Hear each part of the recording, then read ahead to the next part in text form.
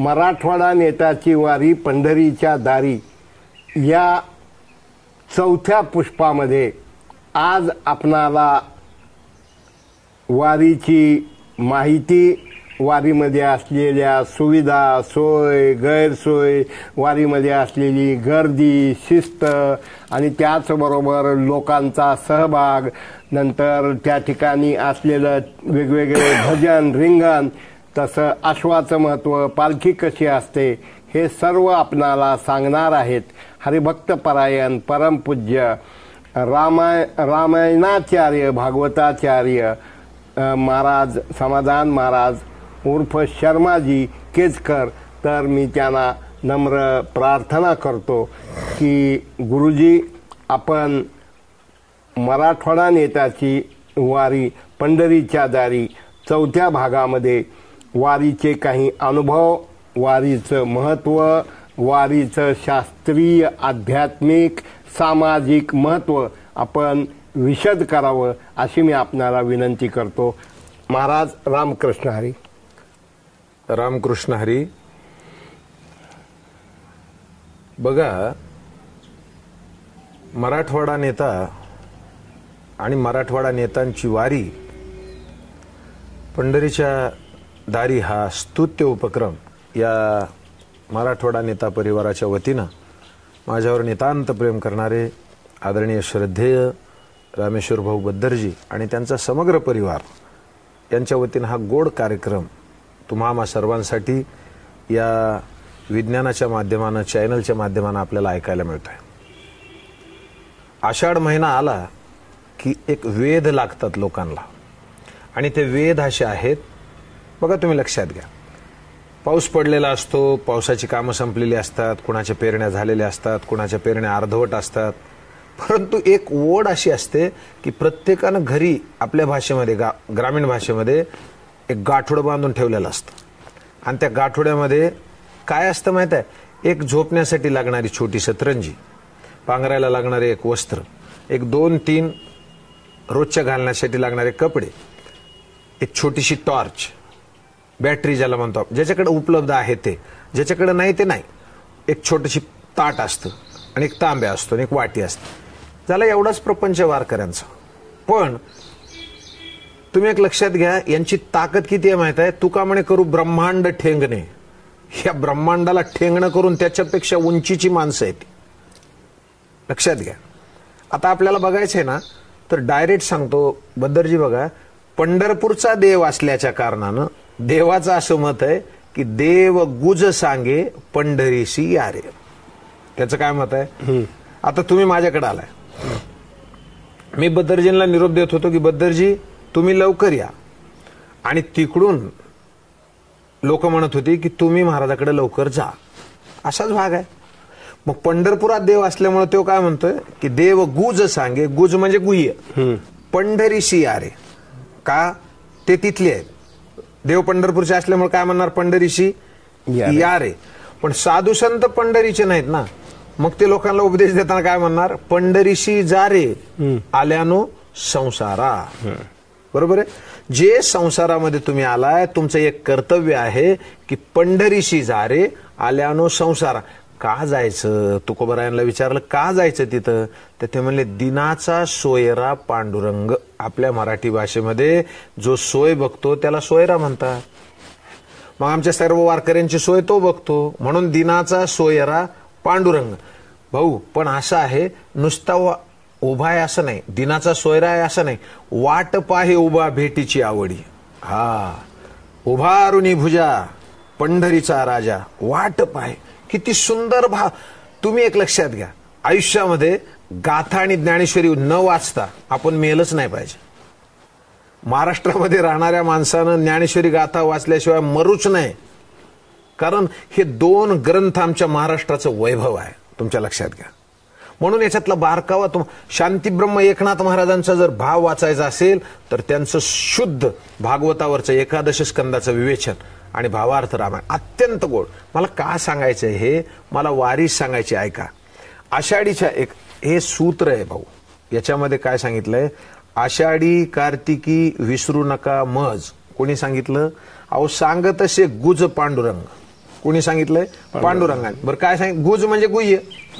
गुज म्हणजे गुह्य. आपल्या भाषेत त्याला गुपित म्हणतो आपण. आणि गुपित गोष्ट उघड्या मनानं सांगायला मोठ्या काळजाचा माणूस लागतो. तसं ज्ञानोबरायांनी विश्वातलं सगळ्यात मोठं गुह्य बाहेर फेकले. प्रगट गुह्य बोले विश्व ब्रह्मची केले. आणि म्हणून राम जनार्दनी पायी मस्तक ठेविले आरती ज्ञान राजा महाकैवल्य तेजा सेविती साधू.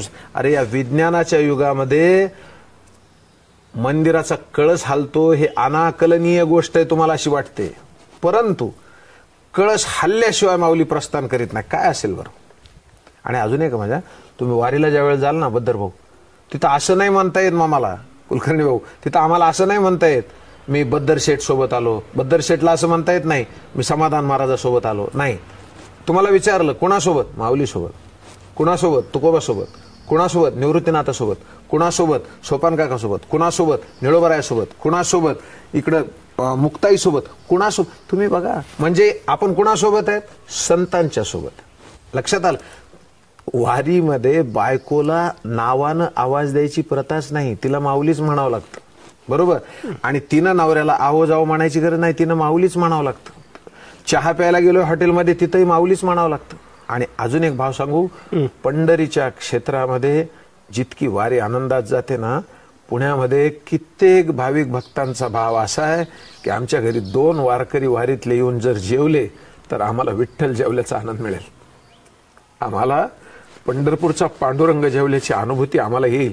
म्हणून मी काल तर त्या पुण्यामध्ये एक जणाला भेटलो, तेव्हा म्हणला महाराज पुण्यात वारकरी जेवायला मिळत नाही. बोला, म्हणजे दातृत्व सुद्धा किती आहे लोकांकडं, अन्नदानाची क्षमता किती आहे तुम्ही लक्षात घ्या. 7 लाख लोकांना घेऊन चालणारी माऊली, 3-4 लाख लोकांना घेऊन चालणारे तुकोबाराय, वारीमध्ये एकही माणूस संध्याकाळी उपाशी झोपलाय असं ऐकायला मिळत नाही. ही मॅनेजमेंट विश्व, बाहेरच्या देशातले लोक परेशान आहेत. काय असेल, इतकी लोक जातातच कशी? आचार्य विनोबा नावाचा महात्मा आपल्याच देशाचा आचार्य आहेत ते, पण त्यांच्या मुखातलं विधान आहे, क्या करू ये पंढरपूर का विठ्ठल मुझसे बात करता है.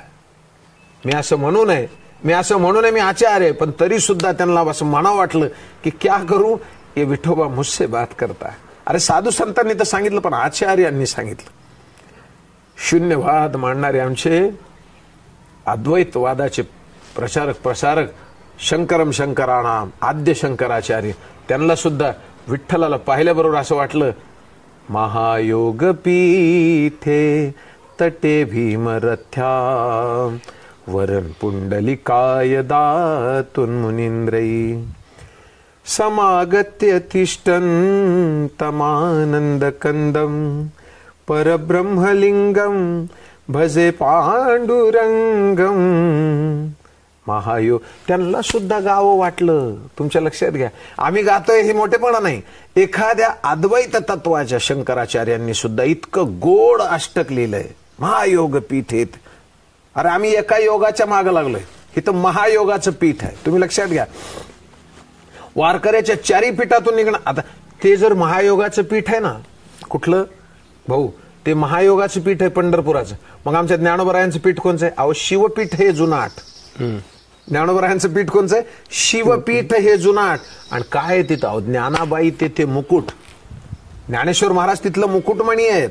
आणि मग आता वारी सांगताना तुम्हाला मी असं सांगणार आहे परत एकदा की पंढरीशी जा रे आल्यानो संसारा, हे जर पक्क झालं असेल तुमच्या डोक्यात, दिनाचा सोयरा पांडुरंग, नुसतं जायचंय म्हणून नाही, वाट पाहे उभा भेटीची आवडी.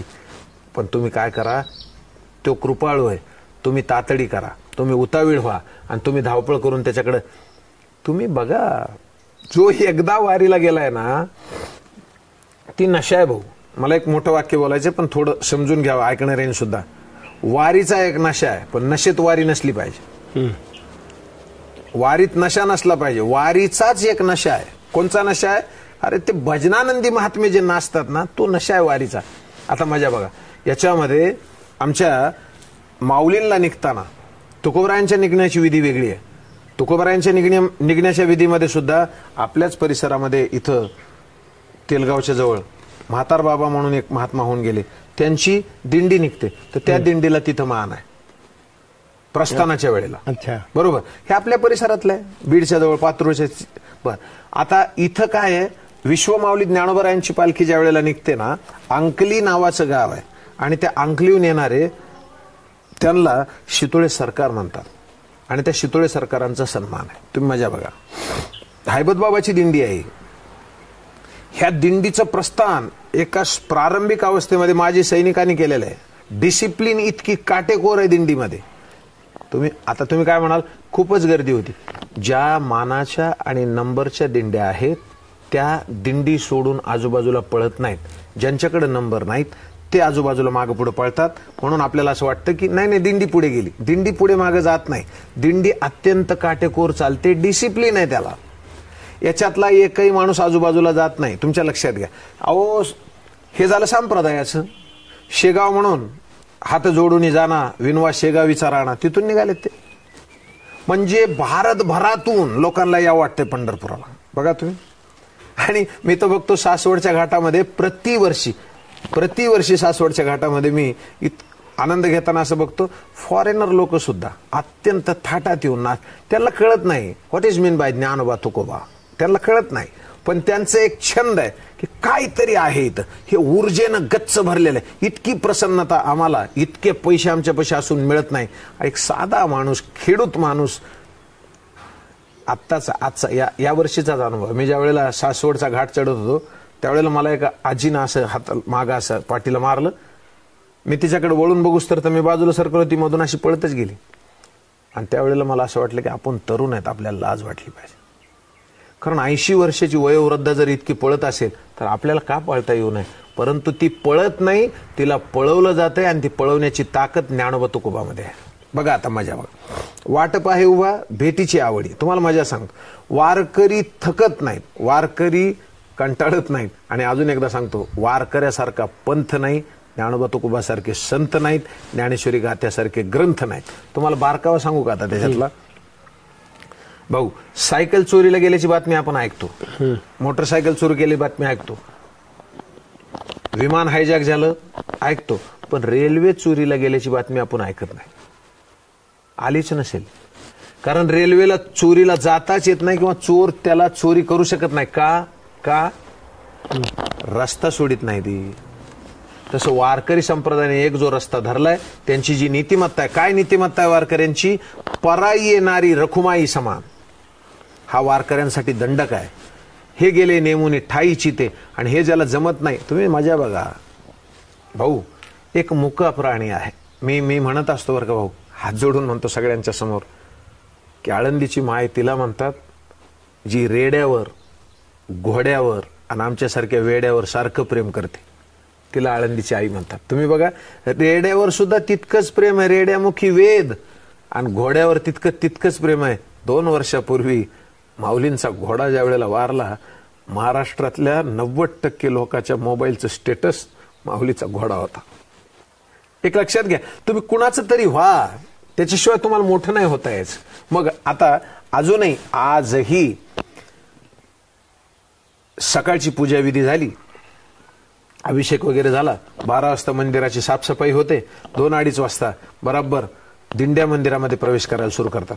मानाच्या ज्या दिंड्या आहेत ना भाऊ, त्या मंदिरात प्रवेश करतात आणि त्या नाचत राहतात. भजनानंदी महात्मे. तुम्ही बघा, पालखी सजवली जाते, त्याच्यानंतर पहिल्यांदा एक अश्व माऊलीचा जो आहे ना, तो आत प्रवेश करतो.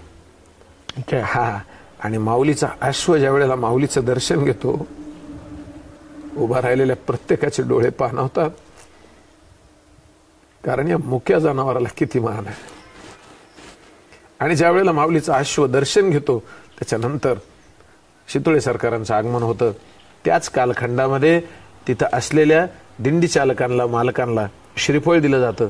आणि त्याच्यानंतर विश्व माऊली आमची माय, ज्ञानाबाई माझी अनाथाची माय. आहा, निस्ती माय नाही बरं का ती कुलकर्णी भाऊ, साधकांचा मायबाप, दर्शने हरे ताप आणि सर्वाभूती सुखरूप ज्ञानोबा माझा, विठोबाचा प्राण सखा ज्ञानोबा माझा. ज्यावेळेला पालखी बाहेर निघते ना, त्यावेळेला असं वाटतं की बस धन्य झालो आता, याशी संदेह नाही. किती सुंदर भाव आहे हो, बघा ना. काय मत आहे आता? हौशे नवशे गोष्टी सोडून द्या, वारीमध्ये सगळेच असणार आहेत, सगळीच मंडळी वारीमध्ये असते, कारण वारकरी संप्रदायामध्ये कुणाला बंधन नाही. सकळासी येथे आहे अधिकार, कलियुगी उद्धार हरीच्या नामे. भाऊ कशी मजा आहे. आता जेवायला इतक्या लोकांच्या जेवणाची व्यवस्था कोण करत असेल हे तुम्ही डोकं लावायची गरज नाही. माझं तर असं मत आहे की आर्थिक नियोजनाचा जर विचार केला तर या 20 ते 22 दिवसामध्ये अब्जावधी रुपयाची उलाढाल वारीमध्ये होते. अब्जावधी, मी कोट्यवधी म्हणत नाही, मी अब्जावधी म्हणतोय. त्याचं कारण असं आहे, आपण अभ्यास नाही करू शकत. सामान्य माणूस, एक माणूस जर रोज दिवसभर 2 टाइम जेवला, सकाळचं चहा पाणी नाश्ता याचं जर बेरीज केली आपण, तर 100 रुपयाचा खर्च सहज होईल. बरोबर. आणि मग संबंध महाराष्ट्रातून, महाराष्ट्र राज्यातून, इतर राज्यातून येणाऱ्या लोकांचा जो ओढा आहे, 15-20 लाख लोक नक्कीच आहेत. त्याला गुणिले 100 न करीत बसा. तर तुमचा प्रश्न आहे, तो माझा नाही. फक्त मला भाव काय सांगायचा होता, ज्या वेळेला आश्वमध्ये येतो, त्याच्यानंतर सरकार येतात, त्याच्यानंतर पालखी बाहेर निघते आणि मार्गक्रमण करत असताना पुण्यामध्ये 2 दिवसाचा ज्या वेळेला मुक्काम असतो, पुण्यापर्यंत पालखी येते. ज्या दिवशी प्रस्थान झालं त्या दिवशी तिथंच मुक्काम असतो. आळंदी क्षेत्रामध्ये तुकोबरायांचा सुद्धा तिथंच मुक्काम असतो, वाड्यामध्ये. तुमच्या लक्षात घ्या. म्हणून हळूहळू हा प्रवास पुढे चलतो. ऑर्डर काय, पंढरीशी जा रे आल्यानो संसारा, दिनाचा सोयरा पांडुरंग. पण भाऊ मजा काय याच्यामध्ये, जाताना कसं जायचंय. आता आपण गाडीमध्ये चाललोय, गाणे ऐकत चाललोय, तसं नाही. इथं जायची पद्धत काय, प्रेमे चित्ती घ्या रे नाम माझे. तुम्हाला यायचंय ना, मग मुखानं नाम म्हणत चला. नामस्मरण तुम्ही करणार नसाल तर तुमची वारी सफल होणार नाही. मग तुम्ही पिकनिकला गेला असा त्याचा अर्थ. नामस्मरण करत राहिलं पाहिजे. देवाचं काय मत आहे बघा. देव काय म्हणतोय, फार बारकावा ऐका. आता देव असं म्हणतोय, श्रोते सज्जन सर्वजण तुम्ही पण ऐका, की देव असं म्हणतोय, पंढरीशी अरे प्रेमे चित्ती घ्या रे नाम माझे. पर पुढे काय म्हणले भाऊ, काया वाचा मने. बरोबर. तुम्ही कायेनं, वाचेनं, मनानं जर माझं भजन कराल तर मग सर्वस्वी मी चालवी भार त्याच्या प्रपंचाचा सगळा भार मी सांभाळणार. कुलकर्णी भावाच्यात बारकाव आहे. आता देव काय म्हणतो बद्दरजी, देव म्हणतो मी सांगितलेलं लोक ऐकायची नाहीत, मी सांगितलेलं लोक ऐकायची नाहीत. पण देवानं त्याला साक्षीदार ठेवलंय. कोणाला, पुंडलिकाला. देव काय म्हणतात माहितीये का, देव म्हणतात तुम्हाला जर हे वाटते ना, साक्ष पुंडलिक करुणी बोले. काय बोलतंय, भवसिंधू तारीन घ्यावी माझी भाग, तुम्हाला या संसाराच्या सागरातून मी बाजूला काढील.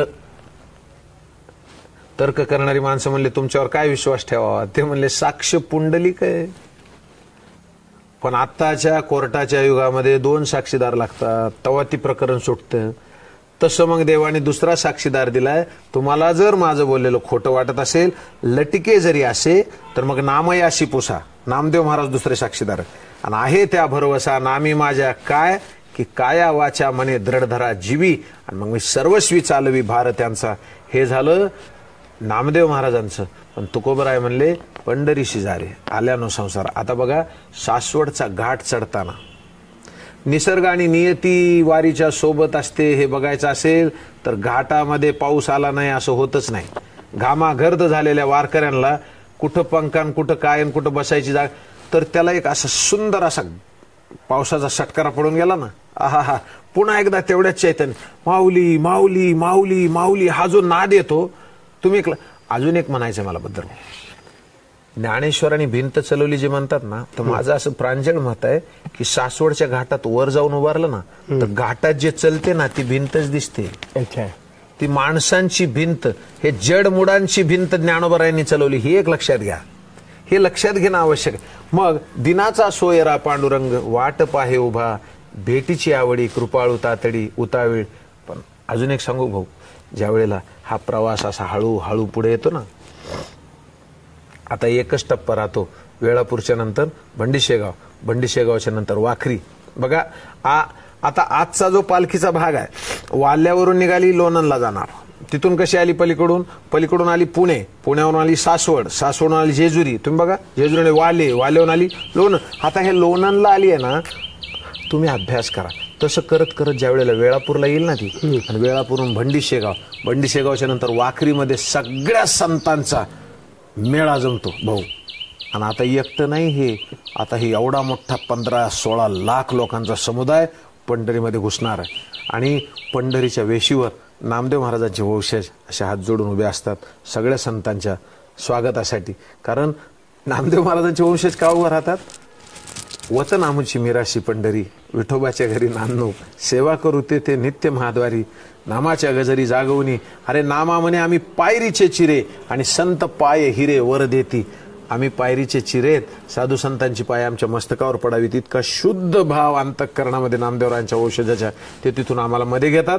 आणि ज्या वेळेला हे वारकरी सगळे थाटात नाचत मध्ये जातात त्यावेळेला असं पताका झळकत असतात, झळकती पताका आणि गरुड टके म्हणे तुका, इतका गोड भाव अंतःकरणामध्ये घेऊन वारकरी पंढरीमध्ये प्रवेश करतात.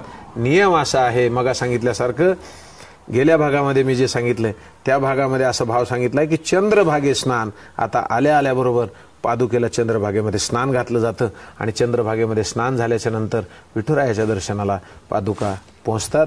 आणि मग तुमच्या लक्षात घ्या, ज्या वेळेला हे सगळं होतं ना भाऊ, त्यावेळेला आमच्या भीमसेन दादांच्या भजनाची आठवण येते, पावलो पंढरी वैकुंठ भुवन. आहा, आता आम्ही तिथे येऊन पोहोचलो. सुरुवातीला काय होतं? जाता पंढरीशी सुख वाटे जीवा, जाता पंढरी आनंद के जवारी भेटी जाता. आणि इथं जाता पंढरीला, पण आता तिथं काय झालंय? पावलो पंढरी. आहा, आणि तिथं पायावर डोकं ठेवलं ना, काय होतं भाऊ? पायावर डोकं ठेवलं ना, मग लक्षात येतं मागील परिहार, मागलची सगळी दुःख संपले.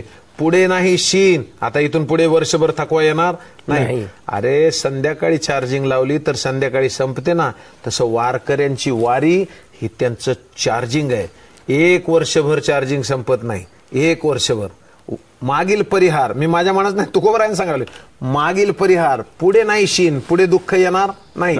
कितीदा पाया पडावं लागतं? झाली या दर्शनी एक वेळा, एकदा पाया पडलं तर तितकं होतं. आणि तुकोबराय म्हणतात मग त्याला वारकरी ज्या वेळेला निघतो ना, त्यावेळेला हृदयामध्ये त्याला इतका साठवून निघतो. आणि त्याला जर कोणी म्हणलं ना असं गच्च हृदयामध्ये साठवलेला विठोबा, त्याला म्हणलं ना, तर त्यावेळेला ते म्हणतात तुका म्हणे नेदी अनिकाचे हाती, आता मला दुसऱ्याला देता येत नाही. बैसला तो चित्ती निवडेना, अंतःकरणामध्ये बसलेला त्याला बाजूला कसं करावं, असा शुद्ध भाव अंतःकरणामध्ये ठेवून वारीचा हा इतिहास ऐकायचा नाही आपल्याला. वारी अजून एक मजा सांगतो, जो पुराना नहीं होता उसको पुराण कहते हैं. ते जुने होत नसतात, पुराण जुने होत नसतात. आम्ही सगळेजण महाराष्ट्राच्या भारताच्या संस्कृतीमध्ये वाचा बोलू वेदनीती आणि करू संती केले, ते संतांच्याच मार्गाने आम्हाला जायचंय. म्हणून आता आणखीन एक भाव ऐका, मार्गी बहुत याची गेले साधू संत, नका जाऊ आडराणी, दुसरे कुठाने करू नका, दुसऱ्या भूमिकेत पडू नका. आपल्याला कलियुगामध्ये भगवंताच्या नामस्मरणानंच उद्धार होणार आहे. म्हणून तुका म्हणे जाते सनकाधिक ध्यात, आणि ते आमुचे कुलदैवत, असा उदात्त भाव अंतःकरणामध्ये ठेवून आपण सगळेजण पंढरीश परमात्म्याच्या चरणी शरणागत जाऊ. आणि पांडुरंग परमात्म्याच्या चरणी शरणागत जात असताना अत्यंत अंतःकरणानं मनातल्या मनात म्हणत राहा, विठ्ठल माझा मी विठ्ठलाचा, विठ्ठल माझा मी विठ्ठलाचा. ज्ञानोबा तुकोबांच्या संगतीत राहा, साधू संतांच्या संगतीत राहा. निवृत्ती ज्ञानदेव, सोपान मुक्ताबाई, एकनाथ नामदेव, तुकाराम, ज्ञामया, ज्ञानोबा, एकोबा तुकोबा निळोबा, भानुदास एकनाथ, भानुदास एकनाथ, ओम नमो चितकला, श्री संत मुक्ताबाई, अशा अंतःकरणातल्या शुद्ध भावानं गजर करत राहा. आणि पंढरीच्या वारीमध्ये आनंद घेत घेत आषाढीच्या दिशेनं एकदा पंढरी क्षेत्रामध्ये जाऊन साधू संतांनी जी पालख्या आणल्यात त्या पालखीच्या चरणाची धूळ आपल्या मस्तकाला लागावी, इतका शुद्ध भाव अंतःकरणामध्ये ठेवून आपण सर्वजण त्या दिशेनं प्रवास करू. हा प्रवास असाच चालू ठेवा. परत एकदा मराठवाडा नेता या परिवाराचे संपादक सर्वेसर्वा रामेश्वरजी बद्दर साहेब यांना अत्यंत अत्यंत आनंदानं आभार व्यक्त करतो आणि माझ्या वाणीला विराम देतो. रामकृष्ण हरी, जय हो ठाकूर. मराठवाडा नेताची वारी पंढरीच्या दारी पुष्प 4मध्ये परमपूज्य परमश्रद्धेय समाधान महाराज शर्मा केजकर यांनी अत्यंत सोप्या भाषेत महात्म्य पंढरीचं, महात्म्य वारीचं, या सर्व संप्रदायाचं आणि तिथं श्रद्धा, भक्ती, निष्ठा आणि कशा पद्धतीनं सर्वजण हसत खेळत आनंदानं असतात हे सांगितलं. आपण सर्व श्रोत्यांना मी विनंती करतो, आपण मराठवाडा नेताची वारी पंढरीच्या द्वारी हे आपण स्वतः पहा, ऐका, फॉरवर्ड करा, शेअर करा, लाईक करा आणि हा विचार, हे मत लाखो लोकांपर्यंत पोहोचवा, हीच आपल्या चरणी प्रार्थना. आणि महाराज अत्यंत घाईगर्दीत असताना त्यांनी आम्हाला वेळ दिला आणि वारीचा महिमा सांगितला, म्हणून मी त्यांचंही मराठवाडा नेता परिवाराच्या वतीनं मनपूर्वक हार्दिक आभार मानतो. रामकृष्ण हरी. माऊली रामकृष्ण हरी. रामकृष्ण रामकृष्ण.